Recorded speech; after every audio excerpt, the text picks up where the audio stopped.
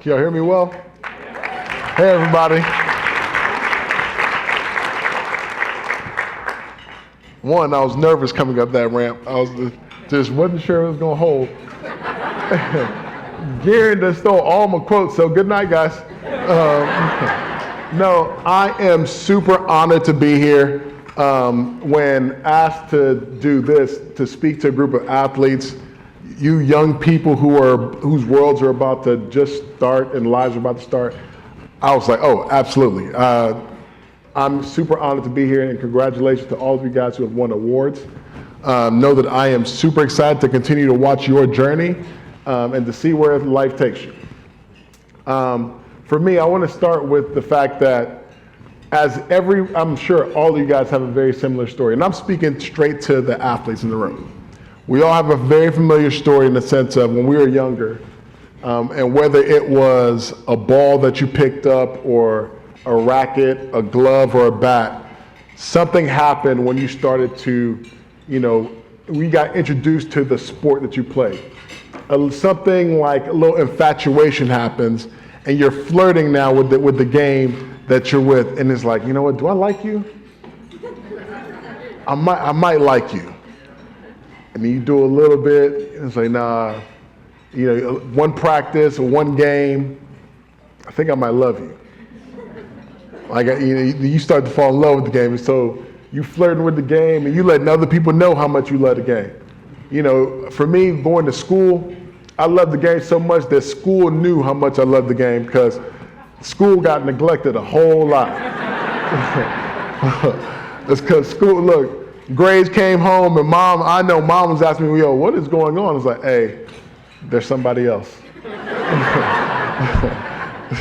Named football, or somebody else. And I cannot hide the love that I have for the game. And then, you grow up and you're doing the game that you love. And for some of you guys, like you win some championships, and some of you guys, you get the award and you marry the game. You liked it so much you put a ring on it. Or it liked you so much that it put a ring on you. And now something is, now you've got this emotion that's tied to the game. Because the game is giving you so much, and it's only right for you to give so much to it. And that was where I was at. I loved the game loved me. And the game in Arkansas, I made a tackle that would change my life forever. I made a tackle, something wasn't right. I would later find out that I had broken my neck at the C5, C6 level and was paralyzed from my chest down. Now, after surgery, I was in Arkansas. After surgery, I came back to Tulsa and would begin the process of rehabilitation.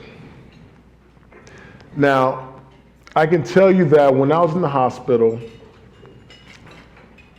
I knew that when I got out of the hospital that I was going to go back to my life. I 100% knew it. And so when they told me that I needed to approach, the rehab, wake up, work, take a break, work, go to sleep, rinse, wash, repeat, I was all about it. Because I've done two-a-days. This is just a new part of the game. I love the game, so I'm gonna do what I need to do. And so I woke up, worked, did the whole shebang for 3 months. 3 months, 3 weeks. And a doctor came in and told me that they were drawing up my discharge papers. And something didn't feel right about that because as I looked at my body, as I felt what I felt, I didn't feel better, I didn't look better. And when you go to the hospital or your doctor's office, there's an exchange, like you're supposed to give me something. Like if I go to Brahms to go get a milkshake and you tell me that the milkshake thing is broken, we got problems. Now, luckily that's never happened, but at this moment in my life, doctors telling me that they've done everything they can do for me, and it didn't make sense because I'm at the hospital where I'm broken, you're supposed to fix me. I'm hurt, you're supposed to heal me. And so I got released, and I went back home and would begin the darkest months of my entire life. Because the expectation that I had to go back to this game that I loved was met with the reality that I wasn't going back to it. And some time went on and I experienced PTSD. And it's not post-traumatic stress disorder. That's its own thing. I have post-traumatic sports disorder. I'm waking up, I can't go to the field. And then I'm watching sports and it's hard, just hard not being able to do what I felt that I wanted to do. And luckily for me, I had a friend who would invite me to go and serve at a local youth group. I see Coach Wakely over there, and I want to give a shout out to Victory because I was invited to go to Victory and volunteer at the youth group there. And in the time that I was volunteering there, in the darkest time of my life where I felt like I had lost it all, I just experienced the worst breakup of my entire life. The love of my life was gone. Something happened at Victory that would change the course of my entire life.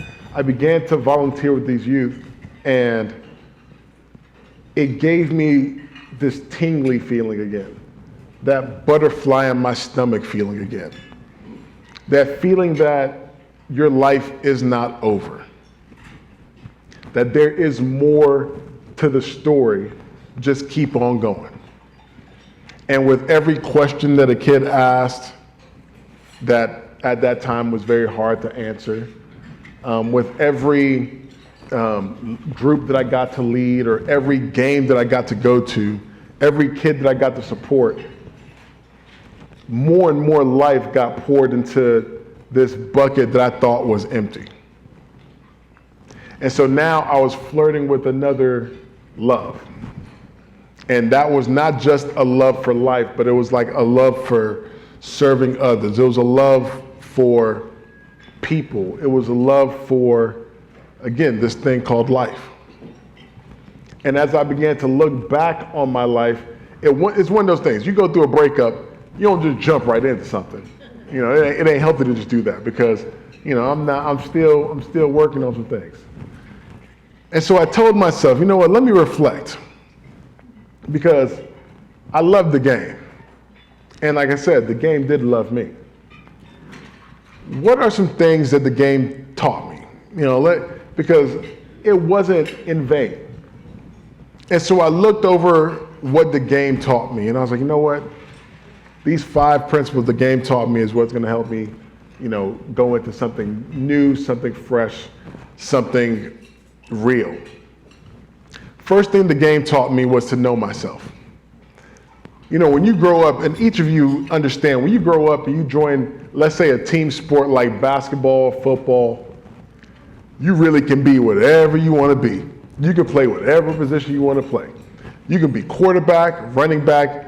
You can be quarterback and receiver at the same time. You can throw the ball up high enough. You can do whatever you want to do when you're young. I want to be the center or the point guard or the shooting guard. All right, have at it. But as you grow up and the game evolves and you evolve, you can't get away with just being whatever you want to be. You have to know yourself. You have to know your strengths, know your weaknesses, know what you're built for, know the position that you're best made for, and know your role, play it well. And so the game taught me I have to know myself. It's super important that for all of you athletes entering the next level, spend time diving deep into who you are. Know yourself because you cannot know where you're going unless you know where you are. And the biggest thing that hurts people is the inability to self-assess. You gotta know who you are so you know where you're going. So that's the first thing the game taught me. Second thing the game taught me is to stay hungry.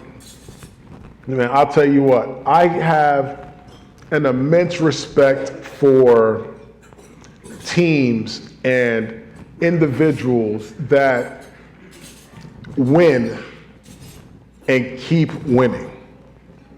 Because as hard as it is to win one championship, it's even harder to win 2 and 3 and 4 because you're super hungry after one, or before you get one, and then you get it, and then what's after that?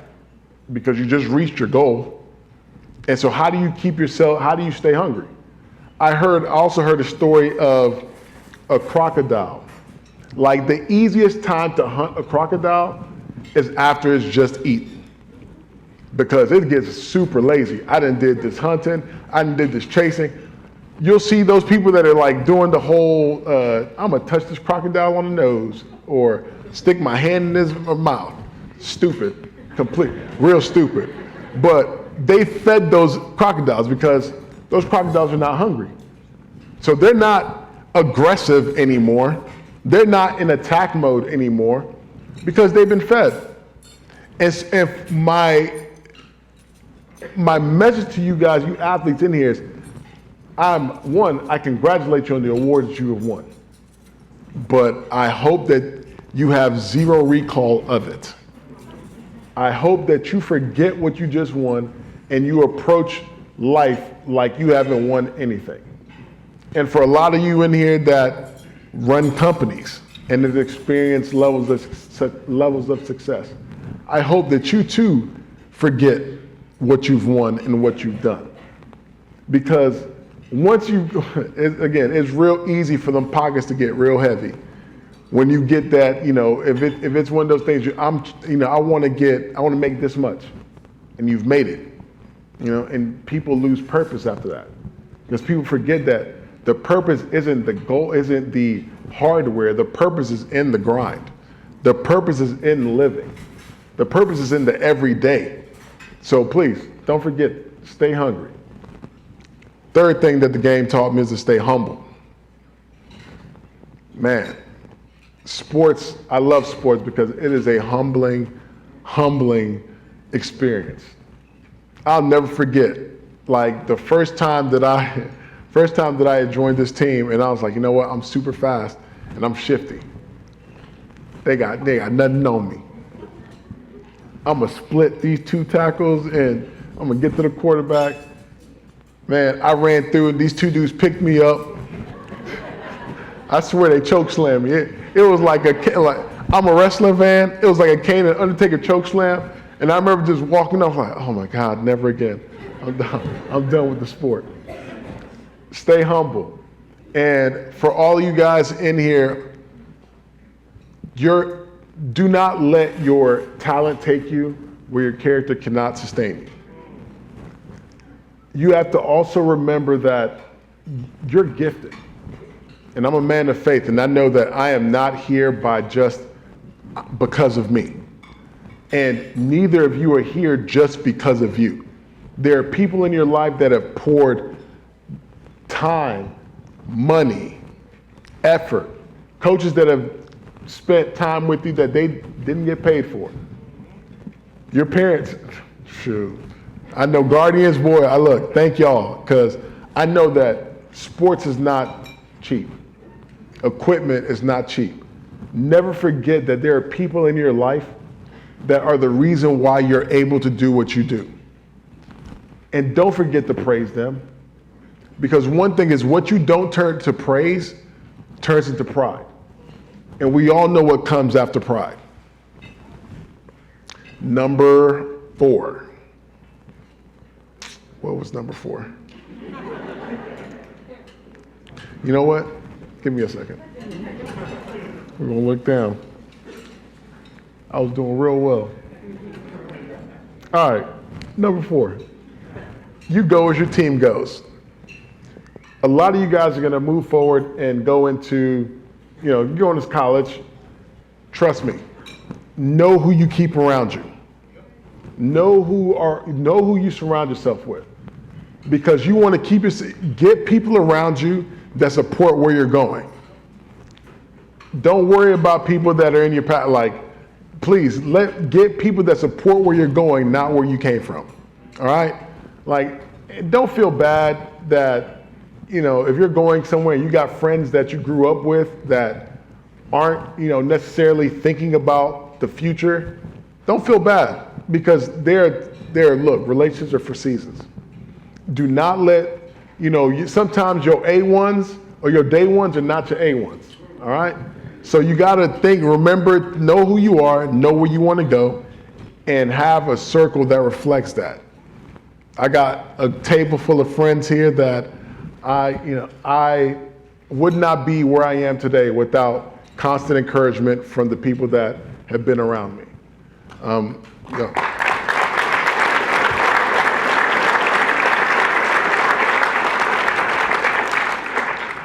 My friend Josh Collins is here, and I told him that I would give him I told him I would do this, he told me not to. Josh, you mind standing up real quick? Look.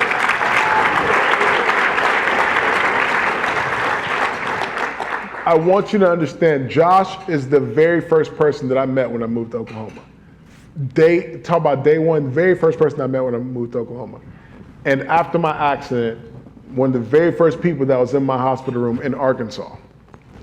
And I would not be able to be here without the constant support of people who saw me at my worst, but also while I was in my worst, they saw where I could be at my best.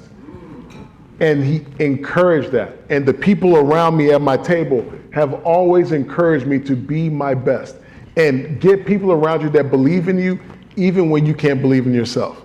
Because I feel like that's what this community has done for me. Again, like Garen said, I am just a product of people that believed in me when there were times that I couldn't believe in myself.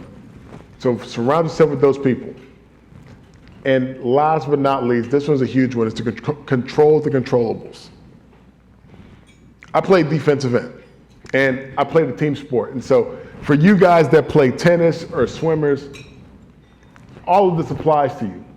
Track stars, I can't control what the person next to me is doing, right? If my job is to rush the quarterback, I have to trust that if I'm doing what I'm doing, that the safety is going to be doing what he's doing, and together we're going to win the game. Sometimes life deals us a lot of things that are out of our control. And when things happen that are out of our control, it can be real easy to feel like I don't have any control. After my accident, when I was relying on people to feed me and wash my face and get me dressed, I felt like I lost all control. I didn't feel like I had any control of my life. And a part of that is what contributed to 10 dark months of just wondering where's life gonna take me now? And it felt like I was not even in the passenger seat of life, but I was in the trunk. And that, I guess this is it, this is the end. And then something happened. I'm going over my notes. What did the game teach me? I'm supposed to control the controllables. Can I control the fact that I'm in this position right now? No, I'm here. It is what it is. But what I can't control is my attitude. I can control the way that I respond to different things that happen in life. And so what am I going to do with that? I once heard responsibility defined as responding with ability. And that meant something to me, because now when you look at it like that, you don't worry about the things that you can't do. You put all your effort into the things that you can. And so while yes, I couldn't walk, dang sure could talk. Hey, and when I was growing up, my gift of gab was looked at as a problem, like, yo. And now, hey, look, I'm here. Hey, started from the bottom, now I'm here. And so,